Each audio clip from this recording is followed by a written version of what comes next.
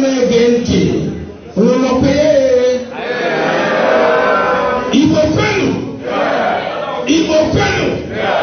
Praise one. Oh, we have a good asking. Picking when no one waiting killing Papa. That's something good killer. One of my Hebrew name. Go to me house I could do it.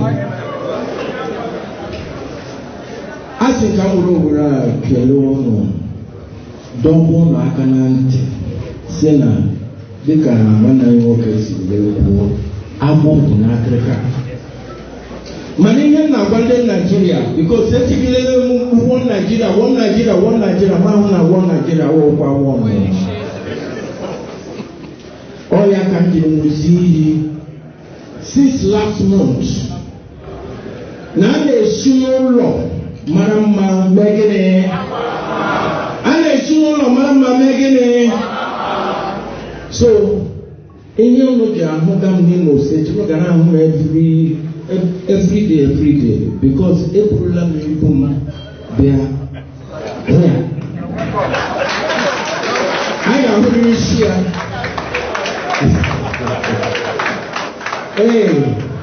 Because I want to in Abuja and on Lagos, and they put Papanya. All of them will put so I don't know like another law. Me she go do law. I share here before I put on man. Let go gazi. Always show to gazi. So part of why we are here, because we don't jump into everywhere. We don't jump. Or even there we see the few. We don't. Or the another can is under the bed, inside the wardrobe. No join our body everywhere. Because the leadership of this country is in the hands of riffraffs. The leadership of this country is in the hands of scumbags.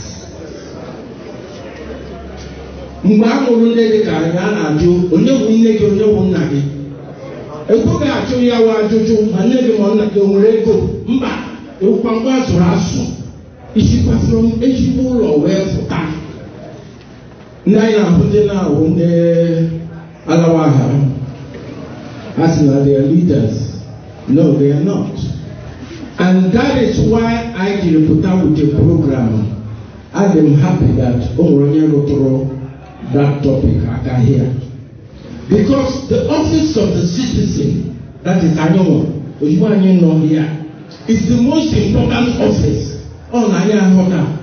That is why we say, now we, or we didn't know a government house, now we be government. Everybody say, now we be government. Now we be government.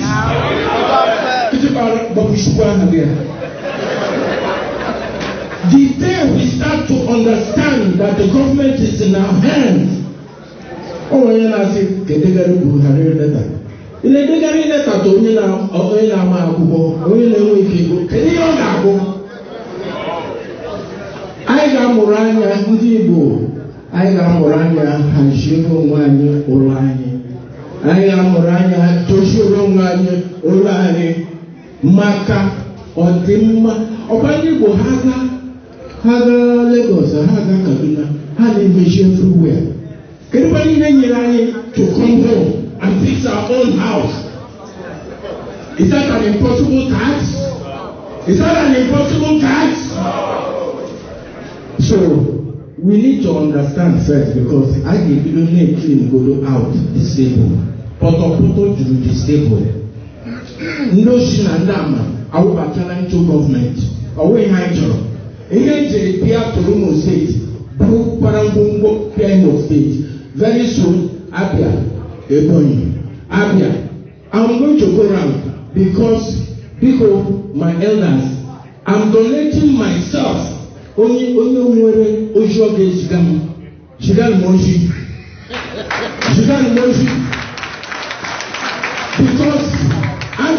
a witch. Ejimo witch. Oh no, this is trying to anyone who wants it. give it to you. See Baba Bushman there. Yes. Because Abraham Kamarana, during this time, if it's not in our lifetime, that our legal, the nature, we feel proud of ourselves. That in kind teacher. This one so I am here basically to identify with everybody.